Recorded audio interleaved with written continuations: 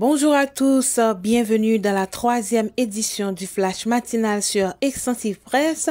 Au sommaire des actualités nationales, Haïti sous la menace de la tempête tropicale Mélissa. La Direction générale de la protection civile DPC a lancé une alerte face à la tempête tropicale Mélissa, actuellement située à environ 500 km au sud d'Haïti. Selon le directeur de la protection civile Emmanuel Pierre, les départements du sud, du sud-est, de l'ouest et des NIP sont les plus exposés. Le bulletin numéro 1 de vigilance jaune publié par l'unité hydrométéorologique d'Haïti UHM signale des rafales atteignant jusqu'à 85 km/h et des pluies intenses pouvant provoquer des inondations et des glissements de terrain. Emmanuel Pierre a rappelé que bien que Mélissa ne soit pas un cyclone, elle représente une menace réelle pour plusieurs régions du pays. La DPC recommande à la population de sécuriser les habitations, de protéger les documents et biens de valeur et de suivre uniquement les informations officielles. Les comités communaux sont déjà mobilisés pour faire face à tout incident. Le directeur appelle à la prudence et à la préparation en attendant l'évolution de la situation météorologique. Autre fait, corruption présumée, le dossier de la ministre Nyola-Line Octavius transféré au cabinet d'instruction.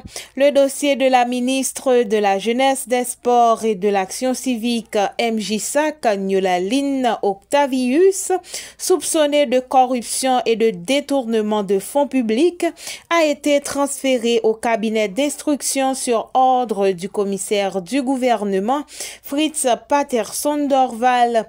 Le juge Walter Wesser-Voltaire a été désigné pour mener l'enquête à la suite d'un rapport accablant de l'unité de lutte contre la corruption ULCC pointant des détournements présumés de plusieurs millions de gourdes destinées à la commémoration de la bataille de Vertières 2024. Selon le document de l'ULCC, plusieurs irrégularités ont été révélées dans la région du budget du ministère, notamment des factures fictives, des contrats attribués sans appel d'offres et des paiements injustifiés à des prestataires. Cette affaire relance le débat sur la corruption au sein de l'État haïtien et représente l'un des premiers dossiers majeurs impliquant un membre du gouvernement actuel.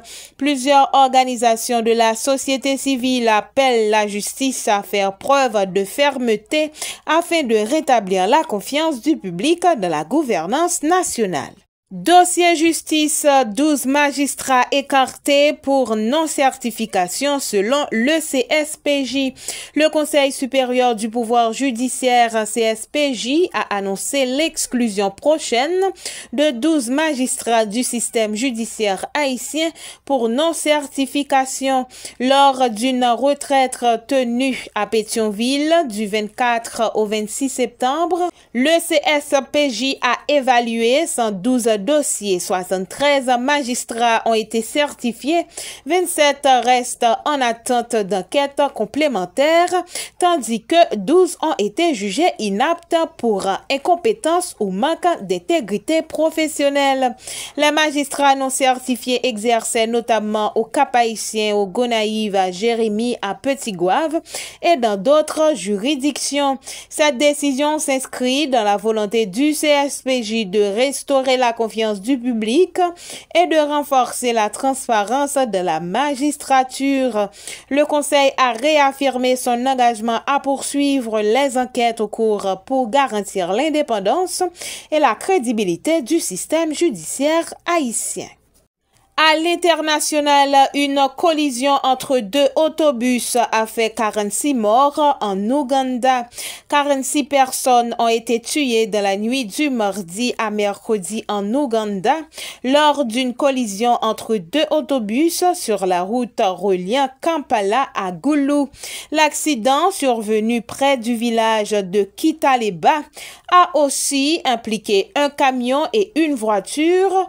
Selon la police, les conducteurs des deux bus tentaient chacun de dépasser un autre véhicule, ce qui a provoqué une collision frontale suivie d'une série de tonneaux.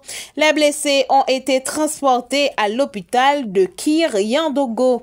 Les autorités qui avaient initialement annoncé 63 morts ont révisé le bilan à 46 victimes confirmées. Le président Yoweri Museveni a appelé à plus de prudence sur les routes.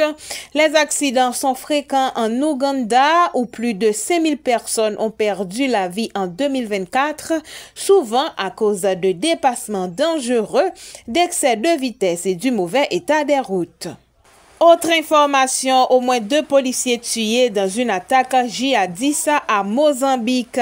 Au moins 2 membres des forces de sécurité mozambicaines ont été tués mardi matin lors d'une attaque menée par des djihadistes dans la province du Cabo Delgado au nord du pays. Selon l'organisation ACLED, un véhicule de l'unité d'intervention rapide a été pris pour cible alors qu'il escortait un convoi.